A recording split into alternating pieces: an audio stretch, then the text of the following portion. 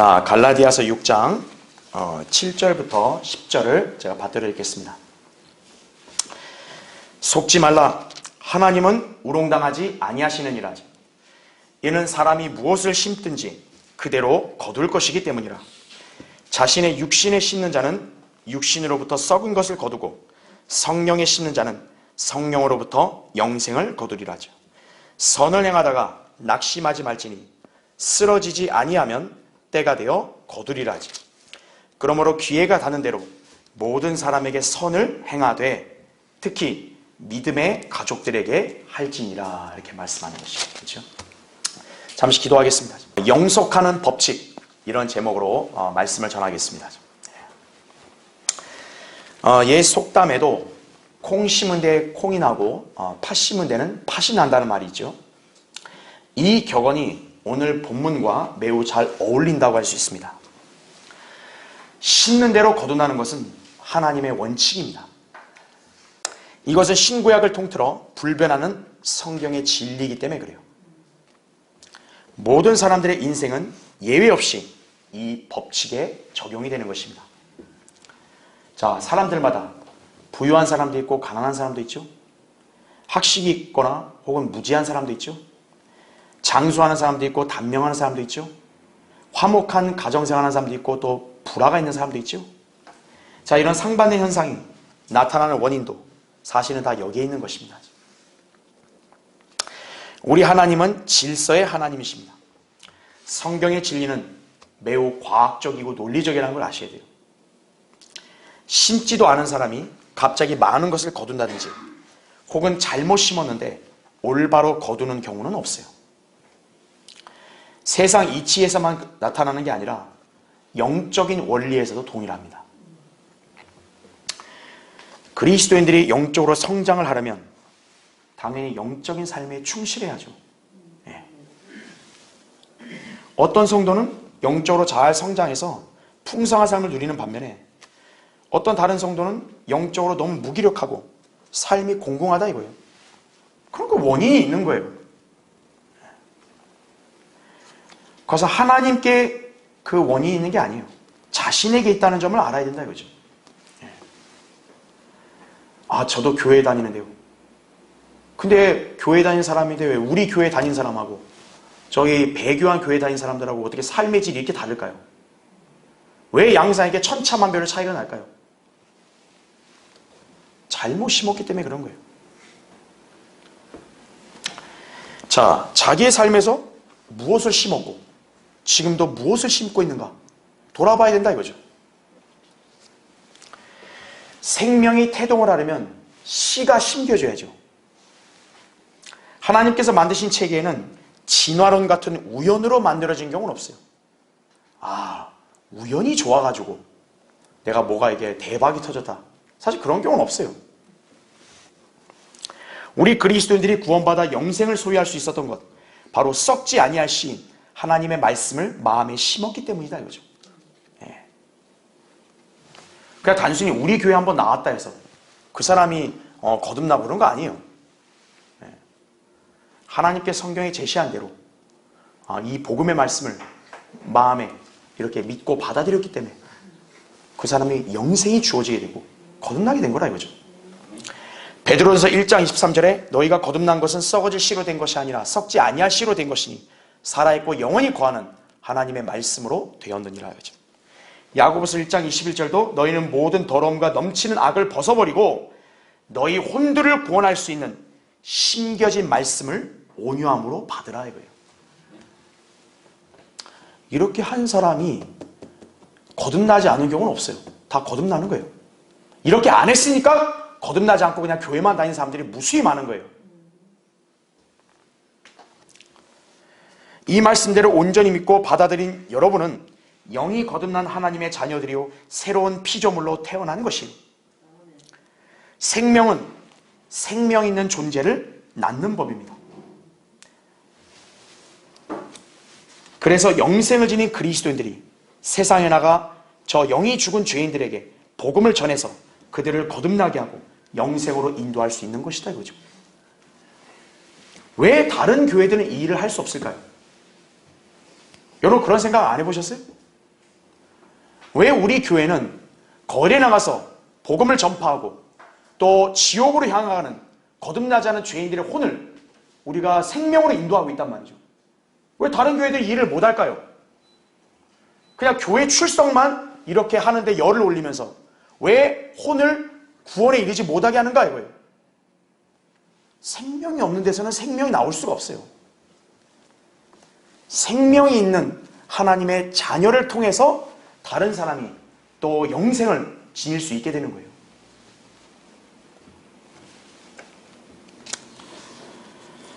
가짜 교회들은 복음을 전할 수 없다 이거죠. 그들이 내놓는 열매들은 모두 육신적이고 세상 지향적인 것들임을 알아야 된다 이거죠. 자, 일단 심는 것도 중요하죠. 하지만 무엇을 심었는지가 더 중요하다 이거죠. 아무리 하나님을 위한다고 해도 성령이 아니라 자기 육신에다 심은 사람은 전혀 영적인 진전이 없는 것이에요. 우리가 성경대레미 교회에 속했다고 한다면 성경적인 원칙에 따라서 성령에 심고 그대로 풍성한 열매를 맺을 수 있어야 한다 이거죠. 요한복음 15장 8절에도 너희가 많은 열매를 맺는 이 일로 나의 아버지께서 영화롭게 되실 것이요 너희는 내 제자들이 되리라 이거죠. 이것이 이 땅에서 우리의 영적 삶의 목적이 되어야 한다 이거죠. 자, 그럼에도 불구하고 많은 그리스도인들이 정작 주님 안에서 풍성한 삶을 살 수 있는 여건이 주어졌음에도 그렇게 살지 못할 때가 부지기수입니다. 왜냐하면 오늘 본문 말씀에 따라 심는 대로 거둔다는 하나님의 원칙을 믿지 않았기 때문에 그런 거예요. 자신에게 일어난 좋은 일들은 자신의 공로로, 반대로 안 좋은 일들은 타인이나 환경의 탓으로 전가하는 것이 인간의 약점이죠.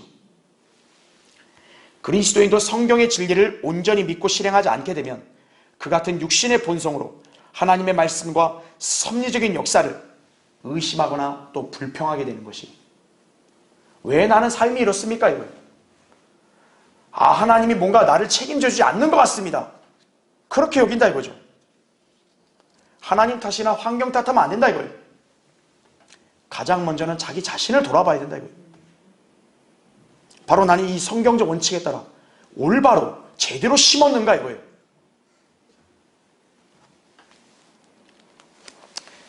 심는 것은 하나님이 심는 거 아니에요. 심는 건 우리의 몫이죠. 그에 따라 거두는 결과도 우리의 책임임을 알아야 한다 이거죠. 오늘 본문은 사도 바울이 갈라디아 성도들을 향해 심는 대로 거둔다는 위대한 하나님의 원칙을 가르쳐준 말씀입니다. 바울은 갈라디아 성도들에게 믿음으로 말미암아 은혜로 구원을 받았고 그 구원이 유지된다는 점을 설명하는 동시에 그리스도인의 열매 맺는 삶을 위한 실행을 강조하고 있는 것이, 지금 이 말씀은 구원받은 성도라고 구원을 위해서 이렇게 하란 말이 아니에요. 이미 구원받았으면 생명이 태어난 거예요, 우리 안에서. 그럼 이제 그 생명이 풍성하게 가느냐 피폐해져 가느냐, 그거는 우리의 실행에 달려있다는 거예요.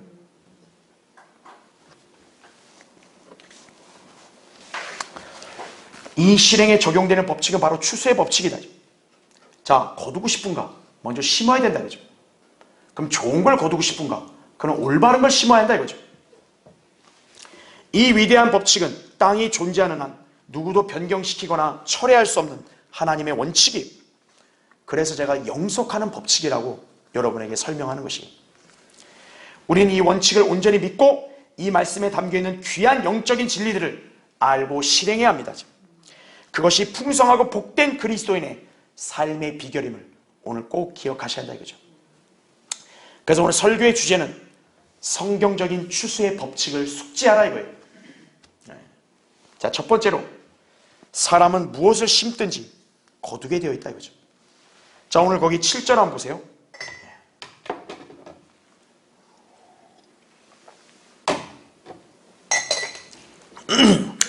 속지 말라. 하나님은 우롱당하지 아니하시느니라. 이는 사람이 무엇을 심든지 그대로 거둘 것이기 때문이라 말씀하죠. 하나님께서 창조하신 날들 동안 모든 생물에게 그 종류대로 내라고 명령을 하셨어요. 창세기 1장 11절 12절에 하나님의 창조 섭리를 보면 씨들, 과실들 종류대로 내라 그랬다. 종류대로. 동물들을 창조하실 때도 그 종류대로라는 말이 반복되어 있어요. 이 말이 무려 7번이나 창세기 1장 20절부터 25절에서 나오는 것을 우리가 살펴볼 수 있다 이거죠. 자, 식물계, 동물계 모두 그 종류에 따라 번식하는 것이 하나님의 창조 섭리입니다.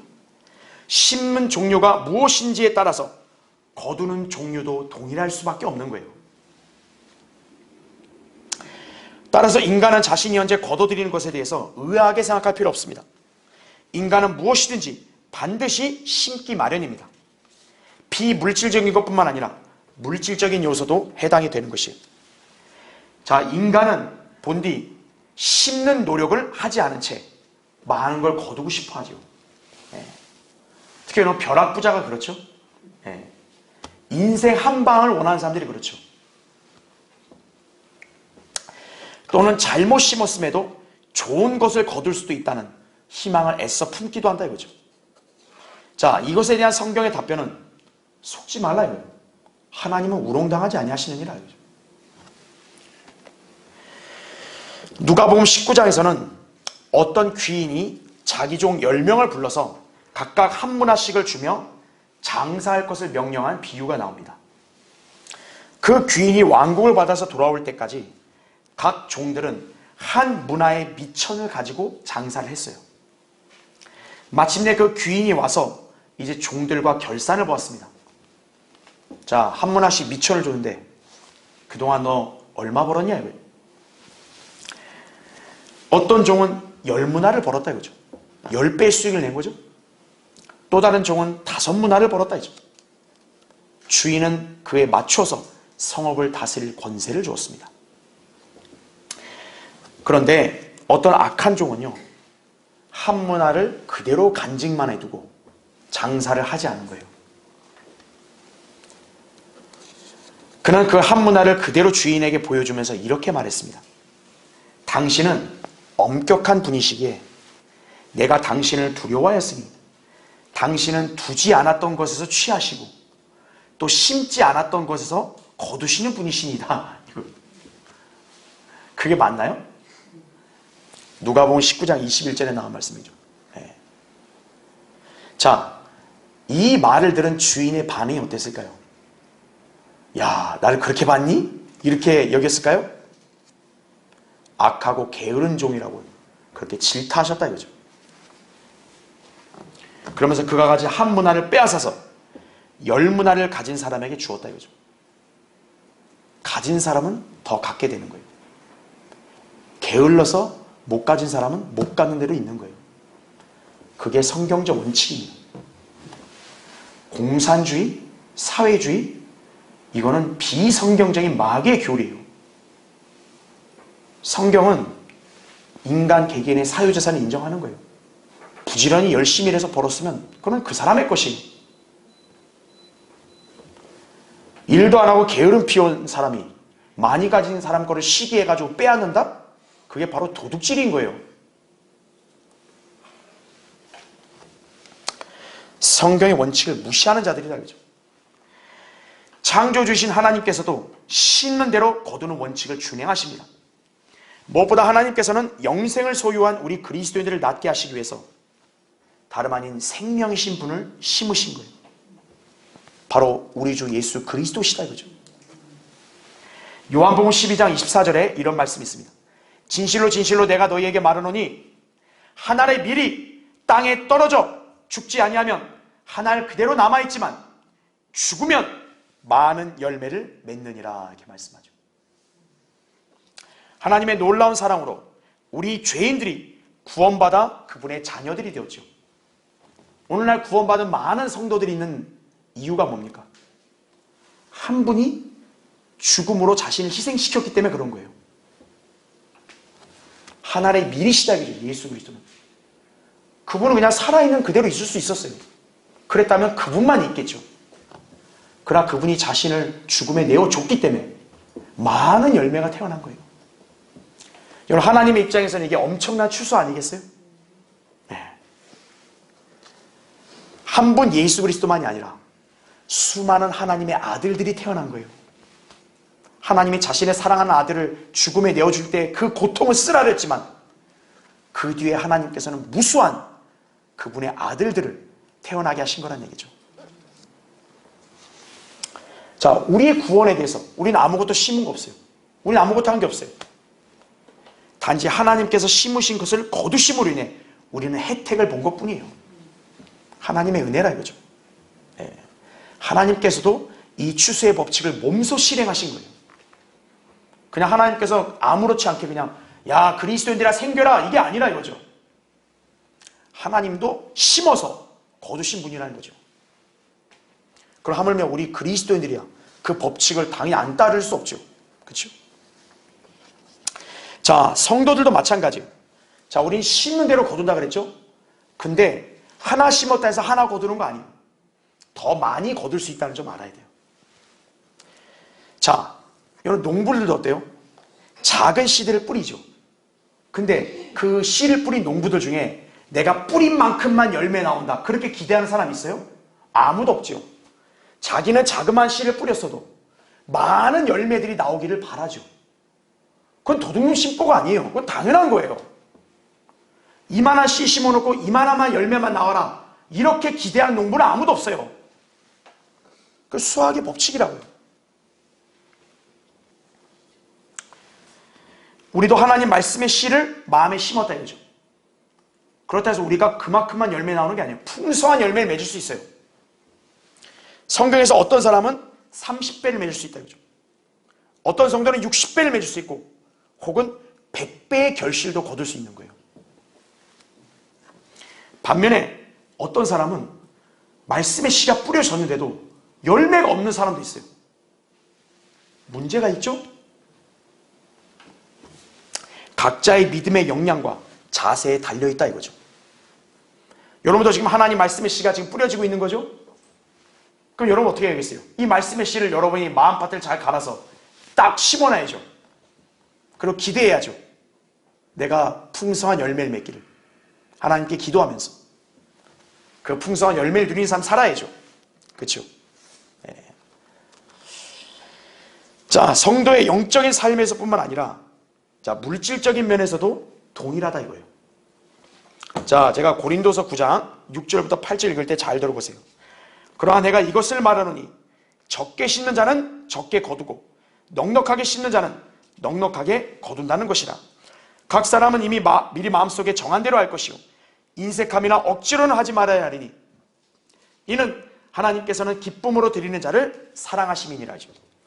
하나님께서는 너희에게 모든 은혜를 넘치게 하실 수 있나니 모든 것을 언제나 너희가 필요한 대로 가질 수 있게 하심으로 모든 선한 일에 넘치게 하시려는 것이라 이렇게 말씀하고 있죠. 고린도서 9장 6절 8절이 이것이 바로 성도가 물질에 대해서 하나님과의 관계 속에서 작용하는 법칙임을 아셔야 돼요. 그러므로 교회와 목사는 어떤 형태로도 성도들의 헌금에 대해서 절대 내색할 필요 없는 거예요. 직분에 따라서 마치 할당해주고 그런 짓 안 한다 이거죠. 하나님의 원칙은 본인이 뿌린 대로 거두는 거예요. 자신이 주님을 사랑하여 할 수 있는 대로 바친 성도 주님이 아시잖아요. 주님이 알아서 복을 주시는 거예요. 주님은 인색하게 복 주는 분 아니에요. 주시면 더 주시는 분이죠.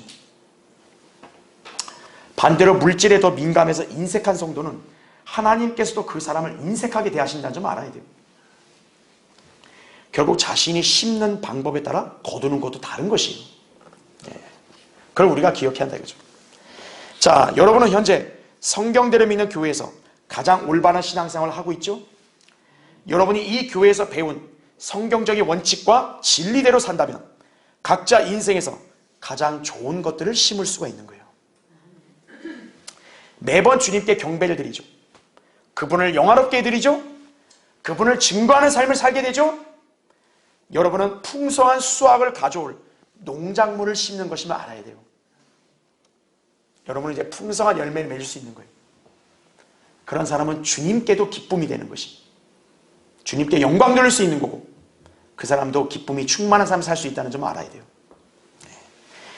자, 성경적인 추수의 법칙을 숙지하라. 두 번째로 육신에 심느냐 성령에 심느냐에 따라서 완전히 다른 수확을 거두게 됩니다. 자, 거기 8절을 보세요. 자신의 육신에 심는 자는 육신으로부터 썩은 것을 거두고 성령에 심는 자는 성령으로부터 영생을 거두리라, 이렇게 말씀하죠.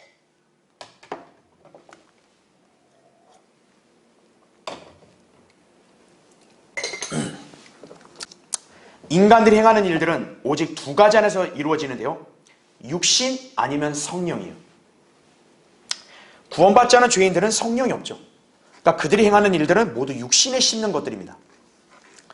그들은 선택의 여지가 없어요. 그러나 성령으로 거듭난 성도들은 영적인 성품을 소유하고 있어서 성령에 심을 수 있다 이거죠. 우리는 성령과 육신 중에 어디에 심을지를 선택할 수 있는 것이다 이거죠. 여러분이 성령의 인도하심을 따라 살게 되면 성령에 심는 거예요. 그럼 그 영생에 걸맞는 풍성한 삶이 보장되는 것이고, 육신에 심으면 반드시 육신에 따라서 썩고 부패하고 여러분에게 해로운 것들을 거둘 수 있다는 점 알아야 돼요. 여러분 둘 중에 하나에 심는 거예요.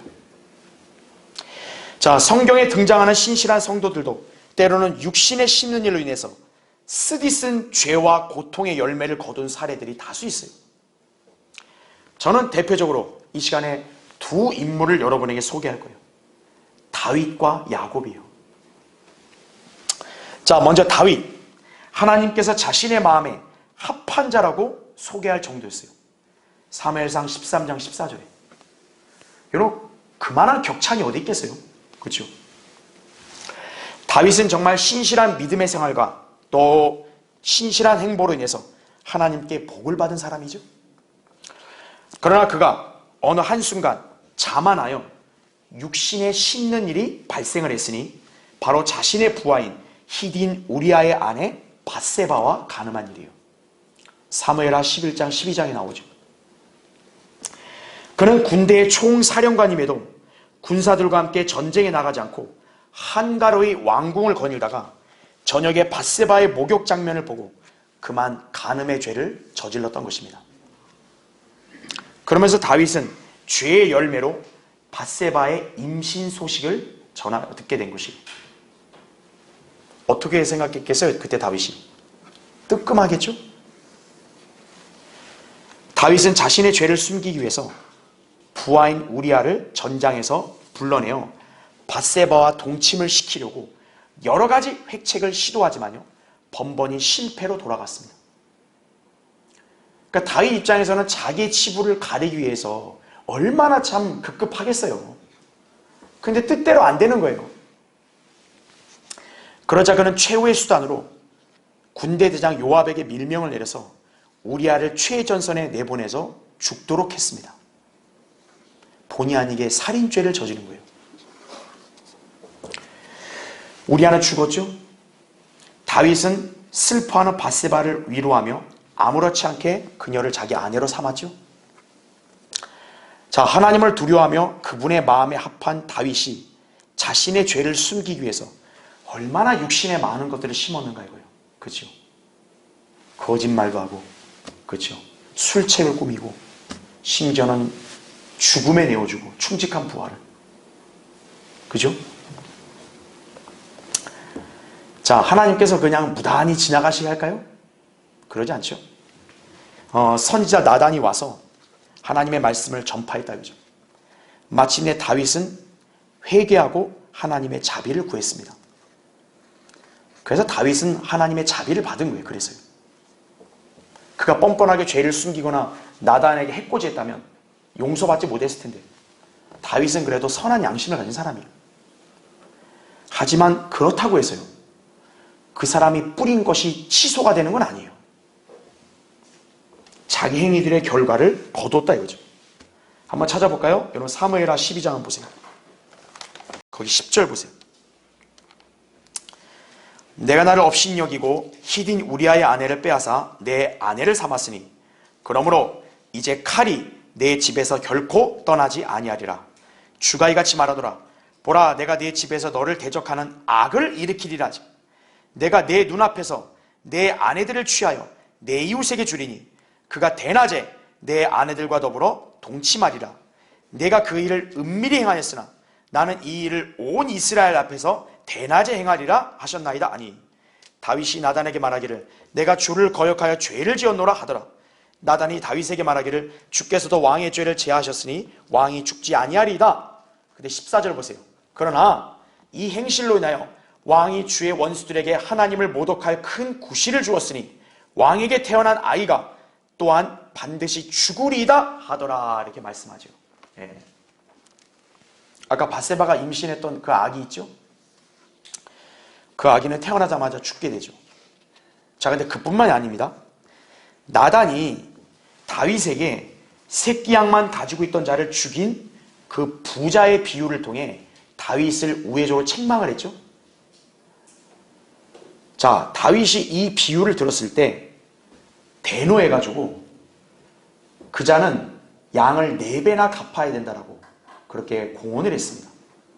근데 그게 자기 자신에 대해서 하는 말인 줄 모르고 그냥 한 거예요.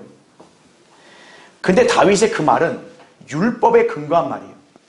출애굽기 22장 1절에 따르면요, 이렇게 양을 해친 거에 대해서는 4배를 갚아야 된다 그랬어요.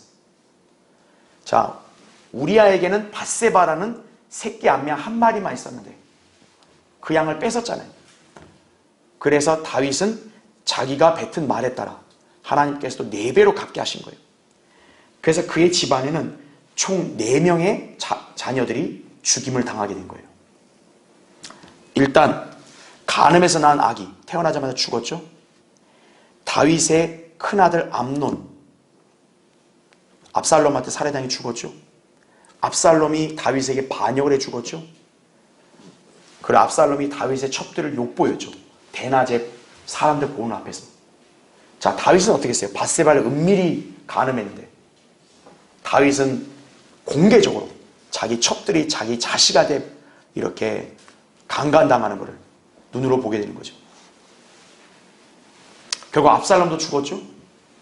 그뿐만 아니라 다윗의 조카인 아마사도 역시나 몰래 죽임을 당하게 됩니다. 자, 4배를 갚아야 된다 그랬죠.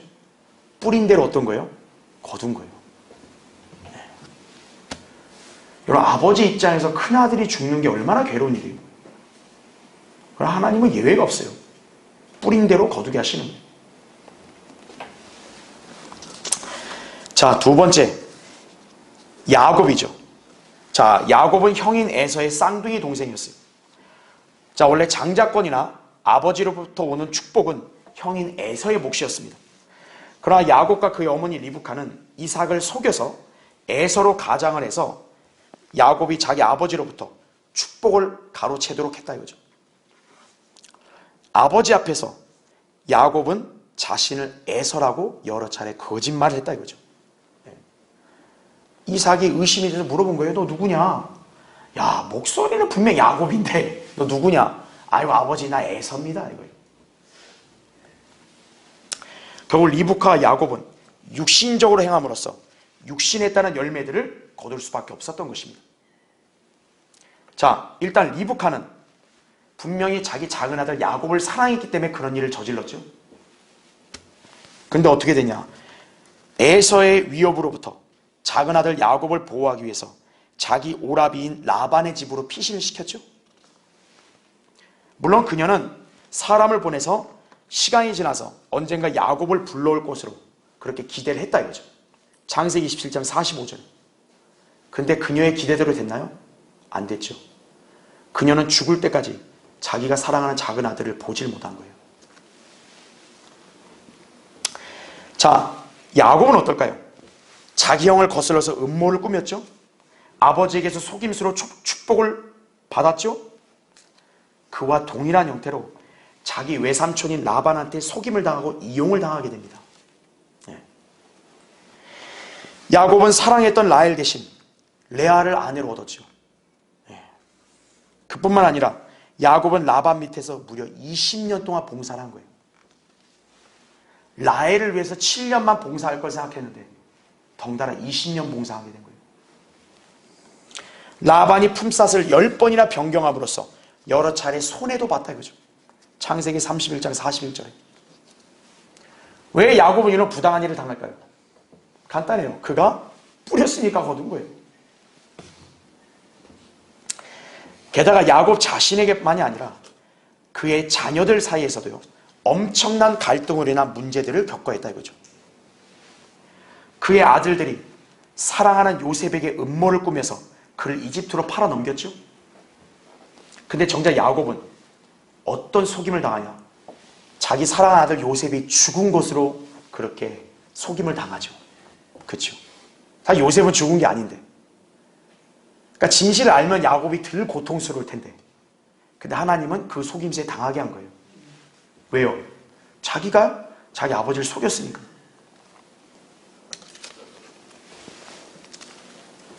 자, 나중에 요셉을 만났죠?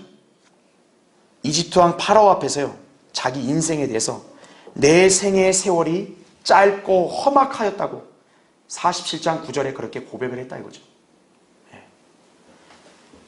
야곱의 생애가 분명 오늘날 우리의 기준으로 볼 때는 그렇게 짧은 인생 아닌데도 그의 인생은 아주 파란만장했다 이거죠. 하나님은 심은 대로 거두게 하시는 거예요. 하나님은 신실하시기 때문에 아브라함의 언약에 따라 야곱을 분명히 보호하시고 복을 주시지만, 그러나 심는 대로 거두는 이 원칙에서는 예외가 되지 않는 거예요. 그래서 야곱이 하나님의 사랑받는 그런 자임에도 불구하고 무수한 고생을 겪는 거예요. 자, 우리 그리스도인들도 마찬가지예요. 성경을 알고 믿는다면 반드시 이 추수의 원칙을 기억해야 합니다. 육신에 따라 심으면 육신에 따라 썩음을 거두는 거예요. 성령의 인도하심을 따라서 행하게 되면 그 사람은 영생에 걸맞는 풍성한 삶의 열매들을 거두는 거예요. 로마서 8장 13절에 너희가 육신을 따라 살면 죽을 것이나 성령을 통하여 몸의 행실을 죽이면 살리라요. 예 없어요, 누구들. 우리의 최종 수확하는 장소, 그리스도의 심판석이에요. 여러분, 이 땅에서 육신을 위해 살았다.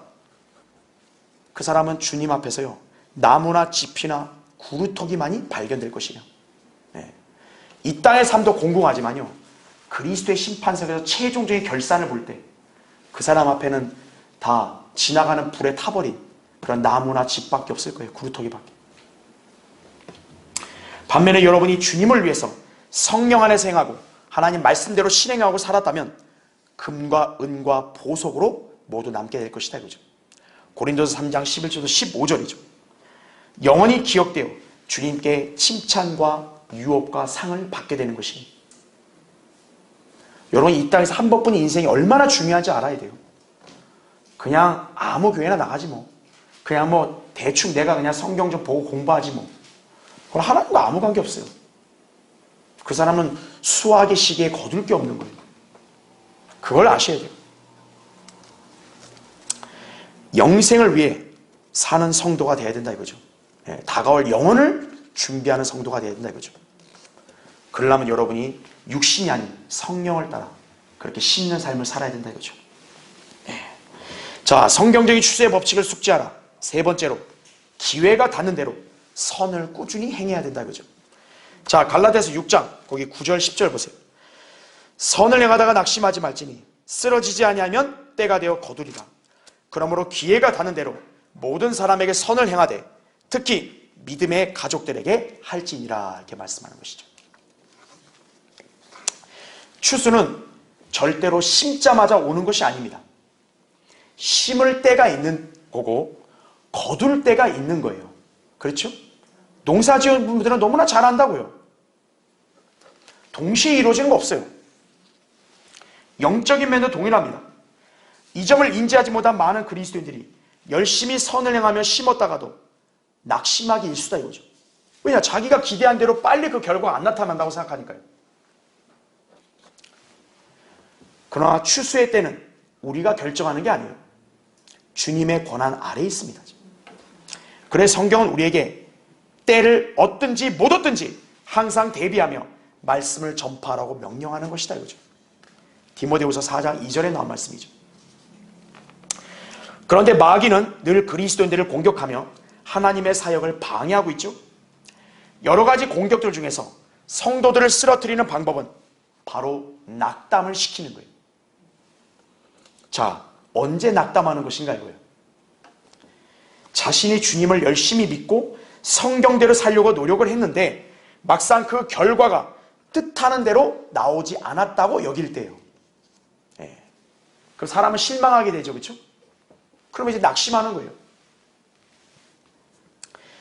자신의 기도가 얼른 응답이 되지 않는다고 생각될 때, 성경대로 믿는 교회가 말씀을 전파하는데도 즉시 부흥이 일어나지 않는다고 스스로 여길 때 낙심을 하는 거예요.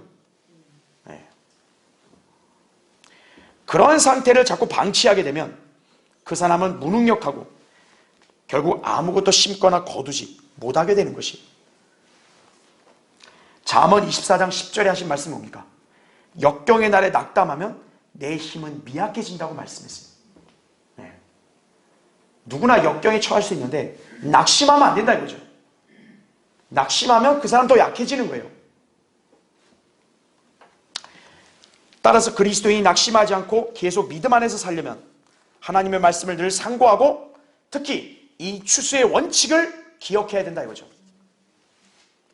열심히 심었다 이거예요. 그러면 반드시 좋은 것을 거두게 된다는 점을 항상 신뢰해야 돼요. 내 생각대로 거둬지는 게 아니에요. 나는 이 하나님 말씀의 원칙을 준수하기만 하면 되는 거예요. 우리는 풍성하게 거두는 그때를 알지 못하지만 주님은 아신다 이거죠. 자, 한번 찾아볼까요? 전도서 11장 보세요. 자, 전도서 11장 1절부터 6절. 이것은요, 하나님의 말씀이 씨를 뿌리는 것과 연관해서 아주 좋은 그런 내용을 지금 설명하고 있는 본문이에요. 그러니까 여러분 오늘 이 말씀을 딱 보시고, 아, 내가 하나님 말씀 전하는 일에 대해서 이거에 대해서 그래도 하나님을 신뢰하고 반드시 뿌린 대로 거둔다는 것을 기억해야 된다 이거죠. 자, 보세요. 1절부터 6절 읽겠습니다. 너는 내 빵을 물 위에 던지라. 이는 여러 날 후에 내가 그것을 찾을 것임이라. 7이나 8에게 몫을 주라. 이는 어떤 재앙이 땅 위에 임할지 내가 알지 못함이라. 이거죠. 하나님 말씀부터 빵의 비유가 되죠. 그렇죠? 자, 빵을 던지는 것을 소홀히 하지 말라 이거예요. 많이 나눠주라 이거예요. 자, 3절. 구름에 비가 가득하면 땅 위에다 비를 쏟을 것이요. 또 나무가 남쪽으로나 북쪽으로 넘어지면 그 나무가 넘어진 곳에 그냥 있으리라. 바람을 관측하는 사람은 파종하지 않을 것이요. 구름을 바라보는 사람은 거두지 아니할 것이라. 영의 길이 어떤 것인지 아이를 뵌 여인의 태에서 뼈들이 어떻게 자라는지 내가 알지 못함같이 만물을 지으신 하나님의 일들을 내가 알지 못하느니라. 너는 아침에 씨를 뿌리고 저녁에 내 손을 거두지 말라. 이는 이것이 잘 될지 저것이 잘 될지 또는 둘 다 좋을지 내가 알 수 없음이라. 이렇게 말씀을 하고 있는 거죠. 그렇죠? 네. 그 부부가 이렇게 사랑의 결실로 임신을 하잖아요. 그러면 아기가 바로 태어나나요? 10개월을 기다려야죠. 그렇죠? 네. 씨가 이렇게 뿌려졌다 해서 바로 생명이 나오는 게 아니잖아요. 사람도 마찬가지 아니겠어요? 그럼 10달 동안 그 여인의 뱃속에서 그 씨가 어떻게 아기의 형태로 갖춰지는지 여러분 그거 눈으로 다 볼 수 있어요? 없다고요. 그런데 이렇게 임신한 여인이 잘 몸만 관리하면 아이가 태어나는 것에 대해서 의심할 사람 있어요? 없다고요. 다 기대하죠. 그와 똑같은 거예요. 하나님 말씀을 신실하게 전하고 또 선한 일들을 이렇게 추구하면 그게 우리 인간의 이성을 헤아리지 못해도 반드시 결과는 나오게 된다 이거예요. 자, 친절을 우리가 베풀었다 이거예요. 또 말씀을 타인에게 전했다 이거예요. 그에 맞는 종류의 열매로 되돌아올 것이다 이거죠. 그러므로 우리는 기회가 닿는 대로 모든 이에게 선을 행해야 한다 이거죠. 주님이 우리를 구속하신 것은 선한 일에 열심을 내는 독특한 백성이 되게 하기 위함이라고 디도서 2장 14절에 말씀하고 있는 거예요. 그래서 성경은 우리가 선한 일들에 유념하여 진력하는 법을 배우도록 권면하고 있다 이거죠. 디도서 3장 1절, 8절, 14절에 나와요. 여러분이 성경대로 믿는 성도라면 당연히 이 명령에 순종하여 자신의 연약한 자세를 바로 잡아야 한다 이거죠. 우리 교회가 꾸준히 세상에 나가 예수 그리스도의 복음을 전파하며 말씀의 씨를 뿌리고 있죠. 그렇다고 우리가 즉시 열매를 맺는 것인가요? 아니다 이거죠. 이것을 모르는 사람들은 영속하는 추수의 법칙에 무지한 것이에요. 우린 열심히 씨를 뿌리는 거예요. 그러면 하나님께서 정하실 때 거두게 하신다 이거죠. 그걸 아셔야 됩니다.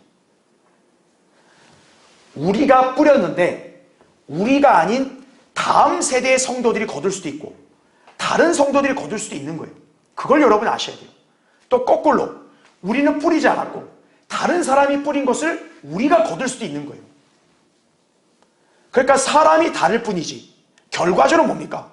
선한 것을 뿌렸으면 선한 열매를 거두게 돼 있다는 사실이에요.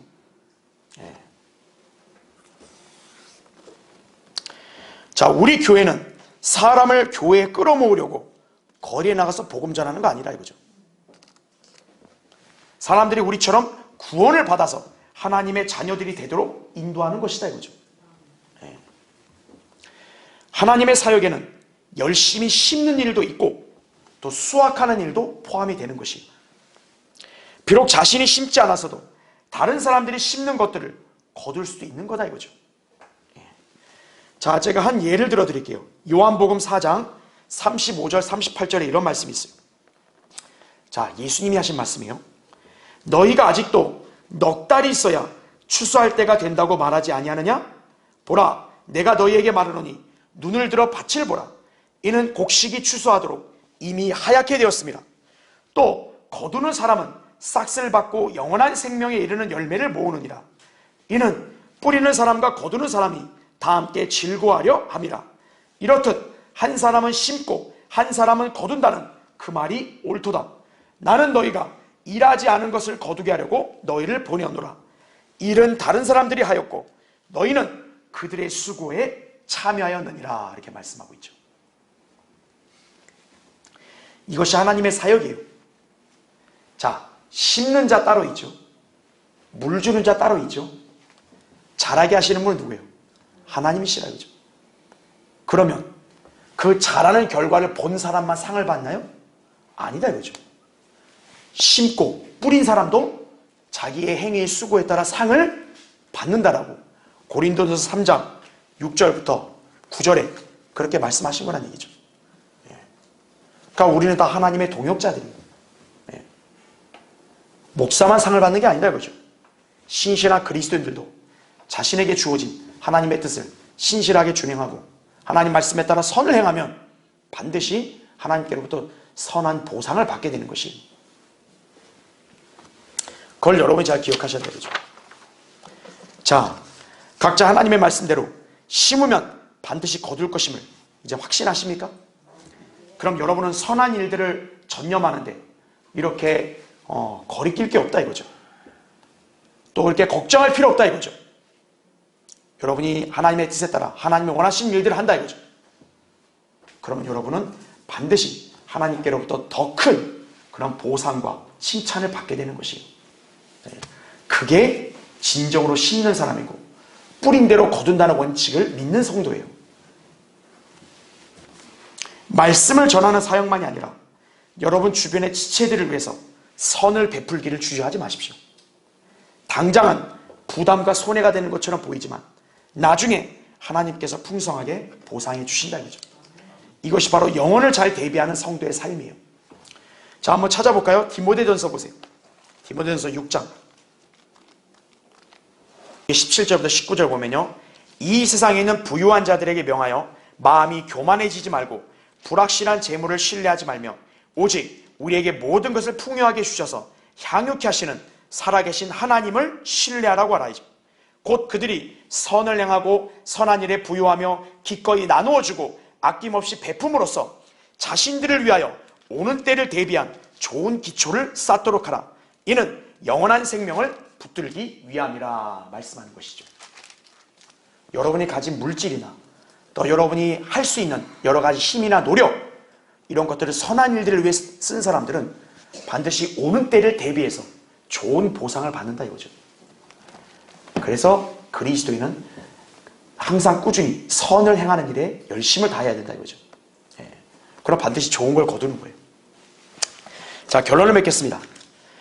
존 브래던버그 목사는요, 미국 뉴저지주 서머빌 교회에서 수년간 목회 사역을 담당했습니다. 그러나 사역 기간 동안 정작 열매가 맺어지지 못하는 것을 보고 크게 실망하며 슬퍼하다가 세상을 떠나고 말았어요. 그런데 그 후에 일주일이 채 못 되어서 200여 명의 거듭난 성도들이 생겨난 거예요. 이 사람이 죽고 나서. 그들의 고백은 일관되게 이 브래덴버그 목사의 사역에서 이루어진 것이라고 고백을 했다 이거죠. 그러니까 이 목사는 자기 생전에는 분명 열심히 뿌렸는데 열매를 못 보고 죽은 거 아니에요. 그런데 중요한 건 뭐예요? 자기 살아있을 때는 못 봤지만 죽은 다음에 거뒀다 이거죠. 그럼 자기하고 아무 상관없냐? 아니죠. 우리의 최종 결산 장소는 어디예요? 그리스도의 심판석이라고요. 거기서 칭찬을 받는 거죠. 자, 또 이외에요. 서양의 어떤 목사는 일평생 사역에서 자기는 한 사람의 혼도 구령하지 못했다는 사실을 고백하며 세상을 떠났어요. 야, 이것만큼 슬픈 일이 어디 있어요? 하나님 말씀과 복음에 전념하는 사역자가 한 명의 혼도 이겨오지 못하고 죽었다. 참 괴로운 일이죠. 자, 그 목사가 장례식을 치르는데요. 이날 묘지에는 자, 집례하는 목사하고 그 다음에 조문객 한 명만 찾아온 거예요. 자, 이 집례하는 목사는 이 조문객이 여기 세상을 떠난 그 목사의 친척인 줄 알고 그에게 물어봤는데 그건 아니래요. 그러면서 이렇게 대답했다고 합니다. 저는 목사님의 친척도 아니고 교인도 아닙니다. 다만 돌아가신 목사님이 제 혼이 구원받도록 인도해 주셨습니다. 이거예요. 자기 생에는 한 명도 구령 못한 것 같아서 낙심하고 숨을 거뒀는데 어때요? 한 사람의 혼이 있죠. 그렇죠? 네. 어떻게든 뿌렸으면 거두는 거예요. 심는 대로 거둔다는 것은 영속하는 법칙입니다. 말씀은 불변하는 절대 진리예요. 이것을 믿는 성도라면 당연히 심는 대로 거둔다는 이 위대한 성경의 원칙도 믿을 수 있어야 합니다. 하나님의 사역을 성경대로 실행할 교회는 반드시 성경적인 열매를 거두게 하시는 것이에요. 그런 교회에서 하나님 말씀대로 올바로 믿고 실행하는 성도, 반드시 성경적인 열매를 거두는 거예요. 선한 것들을 누릴 수 있게 된다 이거죠. 에베소 6장 8절에도 각 사람이 무슨 선을 행하든지 종이나 자유인을 불문하고 주로부터 그대로 받은 줄을 알미니라 이거죠. 여러분이 성경대로 믿는 생활을 하고 있는 것이 하나님 보시기에 선을 행하는 것이고 성령에 심을 수 있는 기회임을 잊지 마십시오. 자신의 인생을 의심이나 낙담으로 허비하거나 육신을 위해서 살지 마시고 신실하게 말씀을 준행하며 사시기 바랍니다. 이것이 가장 풍성하고 복된 성도의 삶인 것이. 네, 기도하겠습니다.